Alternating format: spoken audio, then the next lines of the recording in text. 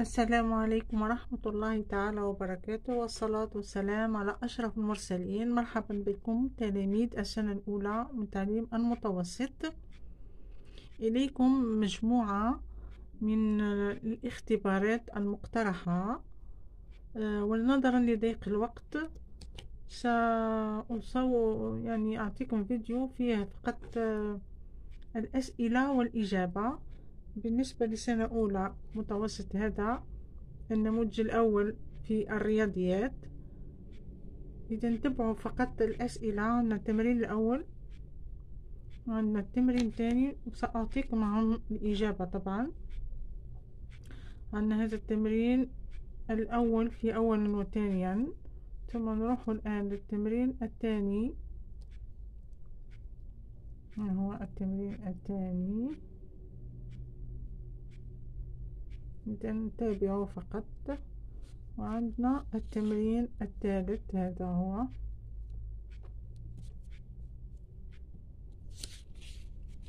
هذا التمرين الثالث.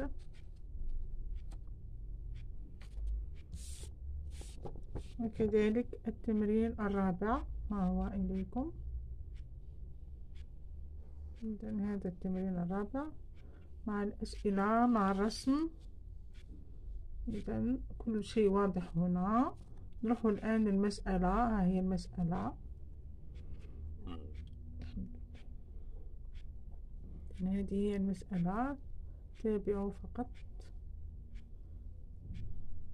هنا السؤال الأول، السؤال الثاني، والسؤال الثالث، وأخيرا السؤال الرابع. نروح مباشرة نجيب على التمرين الأول. إذن هذه الإجابة تاع التمرين الأول.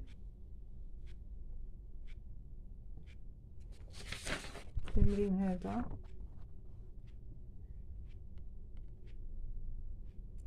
أولا. إذن هاي الإجابة ديالو، ثم الإجابة تاع السؤال الثاني من التمرين الأول، يعني هذا الجدول.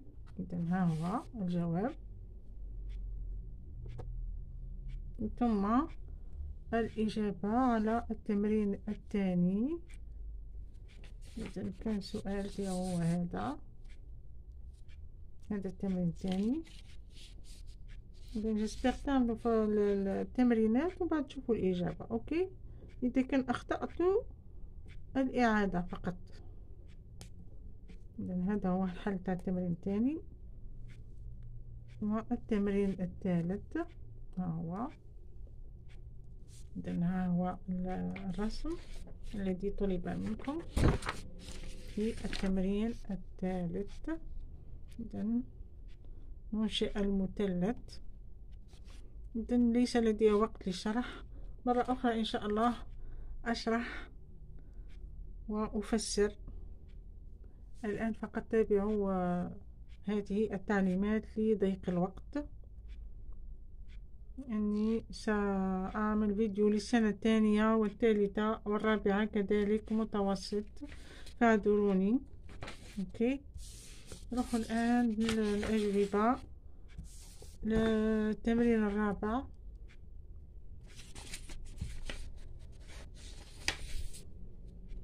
هذا الجواب تاع التمرين الرابع. الذي كان سؤاله كما تشاهدون هنا محيط وطريقة الحساب. إذن ها هو الحل أمامكم. ثم نروح لحل المسألة. إذن حل تاع المسألة أولا، عندنا أولا وثانيا ثالثا وأخيرا رابعا. إذن الحل بالنسبة للأول هو كمية البنزين، ثم هذه كمية البنزين المستهلكة في اليوم الأول وهذه في اليوم الثاني. وهذا الدرس كان قد قدم في السنة الخامسة ابتدائي، يعني ممكن تحلوه بكل سهولة. ثم الحساب، طريقة الحساب ها هي. ثم نوجد كمية البنزين المتبقية. يعني عملية حسابية فقط. أخيرا الكسر الذي يمثل الكمية. إذن هذا بالنسبة للمسألة للنموذج الأول للرياضيات. نروح الآن للنموذج الثاني في الرياضيات لسنة أولى متوسط. إذن ها هو النموذج الثاني فيه عمليات حسابية.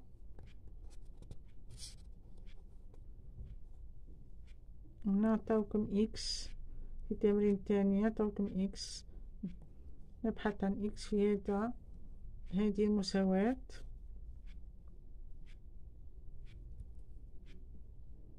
يعني بعد ما نحل الإكس نلقاو كم عدد إكس هنا في هذه المساواة، ثم نعوض إكس مرة ب3 ونعوض إكس مرة ب5 ونرى إن كان التساوي صحيح أو لا. إذن هنا حل المعادلة. إذن نكمل هنا التمرين الثاني. هذا التمرين الثاني والأسئلة تاعو كما تشاهدون. التمرين الثالث فيه 3 تمرينات فقط. إذن الحل هذا السوجي ولا حل تاعو التمرين. إذن هذا التمرين الأول باش تشاهدوا فقط الأخطاء تاعكم. إذن في حالة نحطو الإكس كما تلاحظون هنا إكس يساوي 5. إذن عندما عوضنا 5 لقينا هي الصحيحة. إذن هنا أيضا إكس يساوي 3 من أجل إكس يساوي 3. هذا التمرين الثاني، هذا هو الحل في التمرين الثاني. أخيرا التمرين الثالث الهندسة كما تشاهدون. هذا هو الحل وهذا هو الرسم المطلوب. إذن هذا بالنسبة للنموذج الثاني في الرياضيات. جسبر تفهموا على هذه الأسئلة. ضيقا للوقت والامتحانات على الأبواب. وهذا الامتحان أو الاختبار كنموذج للفرنسية، يعني مقترح. هنا يحكي على الأكل الصحي. التكست لذات هم التمور. إذن هذا هو النص. إذن نروح مباشرة للكستيون. إذن هل هو كما تشاهدون هنا ثم ب. إذن هذه الأسئلة أسئلة النص. نروح الآن للسؤال الثاني. هو إذن هذه الأسئلة بالنسبة للنص، أسئلة على النص. ثم propose un titre، يعني عنوان للنص. الآن لي ديفينيسيون، تخرجوا une ديفينيسيون وين تلقاو لو EST سينونيم تاع فيرتو. دوك نعطيكم الحل تاعو. إذن هذا سيزيامون. الآن الفيرب لو نون تاعو نعطيوك هنا لو نون تلقاو لو فيرب العكس. سيتيامون فوالا. كل هذه الأسئلة إن شاء الله تفيدكم في امتحانكم القادم. يعني ممكن يعطيكم مع الاليمونتاسيون أو بيان يعطيكم مع لو سبور. أنا جبت لكم نموذجين وإليكم الاختيار. إذن أخيرا هنا فوالا يبروبوزيو لكم هنا bien manger c'est essentiellement bon pour le fonctionnement du corps humain. إذن نعطيكم الآن الأجوبة.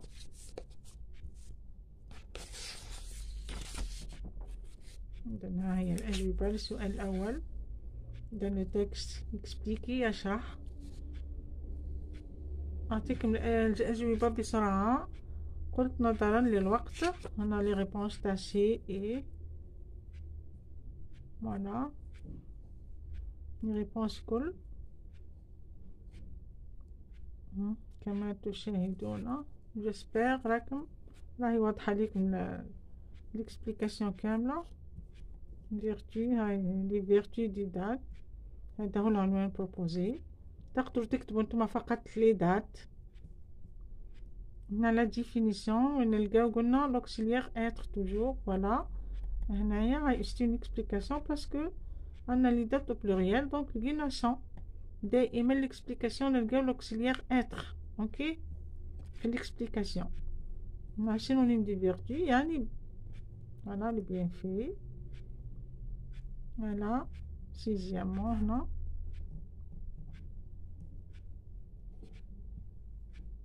اوكي.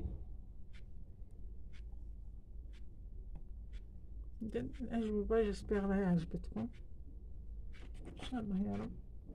هنا باش نعطيكم لي ريبونس تاع 8 voici les questions تاع 8 et 9. donc هاي la réponse تاع 8 au présent. هنا كاين premier groupe كاين le deuxième groupe. بعد 9 les masculins. اوكي هذه لا ريبونس. نروحو الان à production. نقرا لكم لا production لهنا. donc un repas sain et équilibré comprend des féculents. les féculents هما le pain, le riz, les pâtes et 5 fruits et légumes LE apostrophe هنا et légumes par jour. On y fait une quantité de protéines. On a les protéines, la viande, fromage, les œufs par exemple, est importante et complète le repas. Yani تكمل الأكل. Les graisses, les sucres et le sel sont des aliments utiles. هذا نتاعنا السكر والملح هم كذلك يعني لازم يدخلوا في الأكل. mais on doit les consommer en faible quantité. يعني لازم نستخدموهم بقلة فقط pour que notre organisme fonctionne correctement. et en conclusion il faut boire beaucoup d'eau durant la journée. لأن هذه هي la production écrite. j'espère النموذج الأول عجبكم. إذن هذا النموذج الثاني هنا يحكي على لاكتيفيتي فيزيك. لاكتيفيتي فيزيك يعني سبور رياضة اوكي. هذا لو تكست يحكي على أهمية الرياضة. إذا لي كيستيون على نص ما هي كلها نص.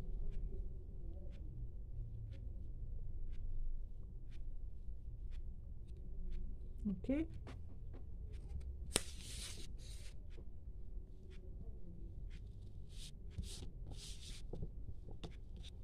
une question. On a le sport. On a je traite. On a d'abord puis ensuite et enfin. يعني نكمل الفراغات.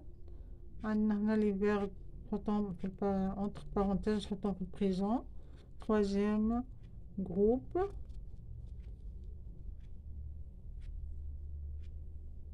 voilà les questions. et enfin راح نحكيو عن production à un sport préféré. وعندي une production écrite دوك نكتبها لكم في صندوق الوصف على sport préféré. اوكي نروحو للإجابة تاع هذا النموذج. voici les réponses تاع التابلو الأول يعني qui ou à qui de quoi et dans quel but. On a la deuxième réponse. puis troisièmement les réponses كلها على le texte تحكي على الرياضة. répond vrai ou faux. On a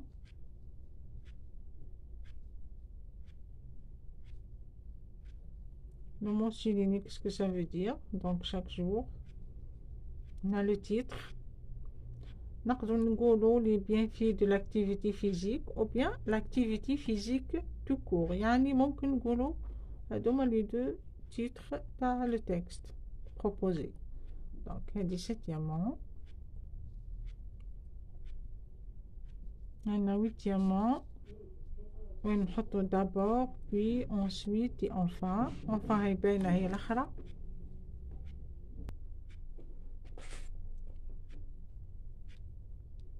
Voilà, les verbes maintenant au présent. Nous devons, tu peux. Les questions, les réponses تاعهم كامل ها هما. Voici un petit résumé à le sport. نعطيكم mon sport préféré. إذا هنا حطيت على le football. عندي قلت un vidéo فيه mon sport préféré كاين على marche. وهذا درت لكم على الفوتبول. إذا le football est une activité physique collective et nécessaire. إذا collectif et nécessaire. D'abord, هذه comme introduction.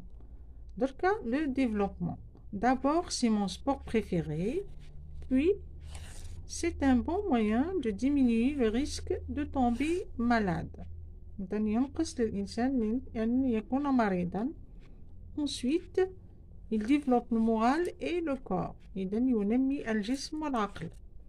وهذه comme conclusion. Enfin, le football est le meilleur moyen de rester en forme et en bonne santé.